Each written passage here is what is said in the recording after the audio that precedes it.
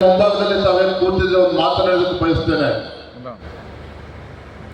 ಹೌದು, ಮಠಮಾನ್ಯಗಳು ಸಮಾಜವನ್ನ ಸಮಾಜವನ್ನ ನಿರ್ಮಾಣ ಮಾಡುವಂತ, ಸಮಾಜವನ್ನ ಸರಿದಾರಿಯಲ್ಲಿ ತೆಗೆದುಕೊಂಡು ಹೋಗ್ತಕ್ಕಂಥ ಒಂದು ಪುಣ್ಯದ ಕೆಲಸವನ್ನು ಮಠಮಾನ್ಯಗಳು ಮಾಡ್ತಾ ಇದ್ದಾರೆ. ಆದ್ರೆ ನಾವು ನೀವುಗಳು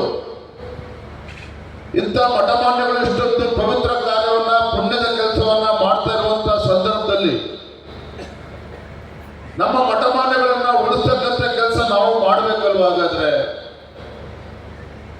ಯಾವುದೇ ಜಾತಿ, ಯಾವುದೇ ಸಮಾಜದ ಮಠಮಾನ್ಯಗಳು ಇರ್ಬೋದು, ಆ ಸಮಾಜಗಳಿಗೆ, ಮಠಮಾನ್ಯಗಳಿಗೆ ಶಕ್ತಿ ತುಂಬುವಂತ ಕೆಲಸ ನಾವು ಮಾಡದೆ ಹೋದ್ರೆ ಮುಂದಿನ ಈ ನಾಡಿನ ಭವಿಷ್ಯ ಏನಾಗ್ತದೆ ಅನ್ನೋದನ್ನು ಕೂಡ ನಾವು ಒಂದು ಕ್ಷಣ ಹೊತ್ತು ಮಾಡಬೇಕಾಗಿದೆ.